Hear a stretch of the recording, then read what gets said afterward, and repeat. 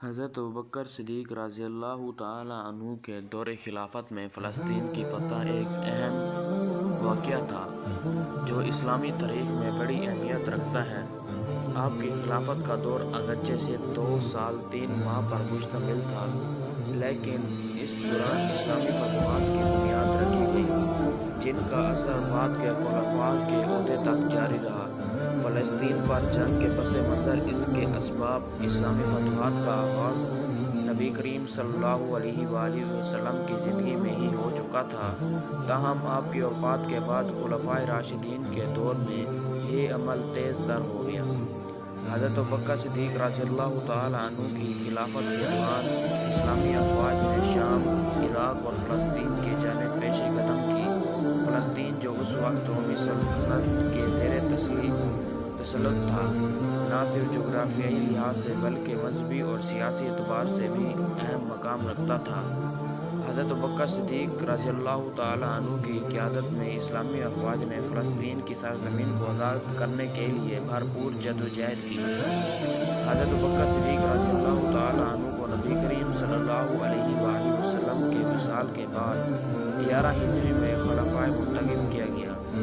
آپ کو فوراً کئی داخلی اور خارجی چیلنجز کا سامنا کرنا پڑا، جن میں مرتعین کی بغاوت، جھوٹے مدعیات نبوت اور رومیوں اور فارسیوں کے ساتھ سیاسی کشیدگی شامل تھی۔ اسلامی ریاست کو مضبوط کرنے کے بعد حضرت ابوبکر نے توجہ بیرون محاذون پر مرکوز کی۔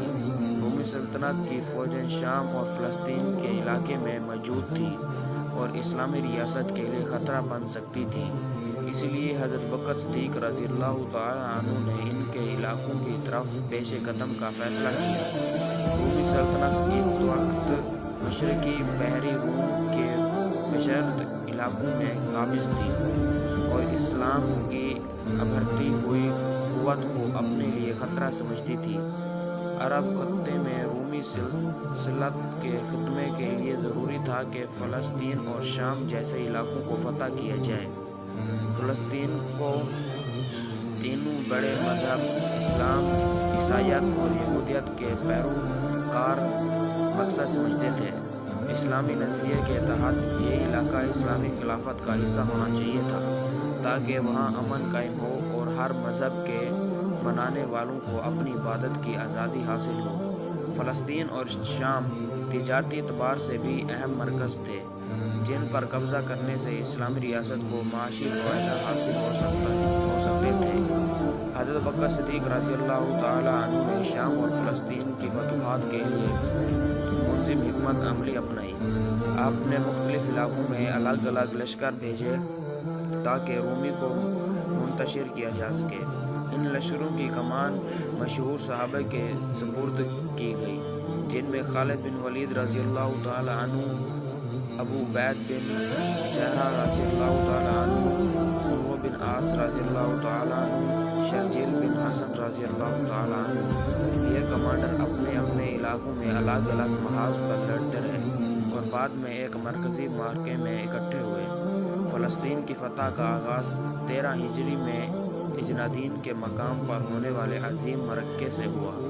اس معرکے میں حضرت خالد بن ولید رضی اللہ تعالیٰ عنہ نے اسلامی افواج کی قیادت اور رومیوں کو فیصلہ کن شکست دی، اور معرکوں میں رومی فوج کو مسلسل شکست کا سامنا کرنا پڑا، جس سے فلسطین کے مختلف علاقے اسلامی افواج کے کنٹرول میں آ گئے۔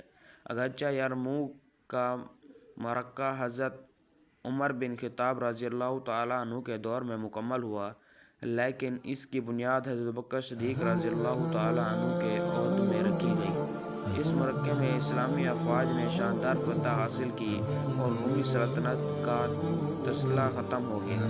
فلسطین کی فتح کے بعد اسلامی ریاست کی سرحدیں وسیع ہوئی اور خلافت مضبوط بنیادوں پر استوار ہوئی۔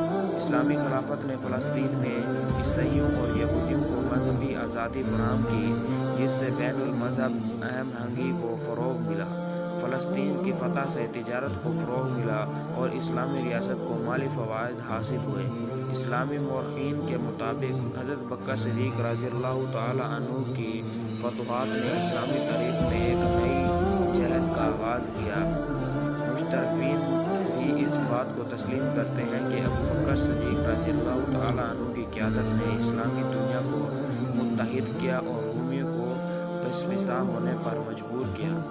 حضرت بکر صدیق رضی اللہ تعالی عنہ کی خلافت میں فلسطین کی فتح ایک عظیم کامیابی تھی، جس نے اسلامی ریاست کی حدود کو شام اور فلسطین تک وسیع کر دیا۔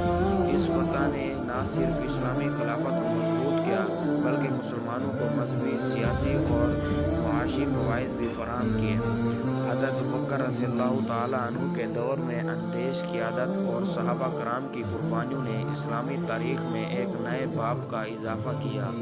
یہ مضمون فلسطین کی فتح کے اسباب، جنگی مہمات اور اثرات کو بیان کرتا ہے، تو یہ ظاہر کرتا ہے کہ حضرت بکر صدیق رضی اللہ تعالی عنہ کی حکمت عملی اور دور اندیشی نے اسلامی فتوحات کی بنیاد رکھی۔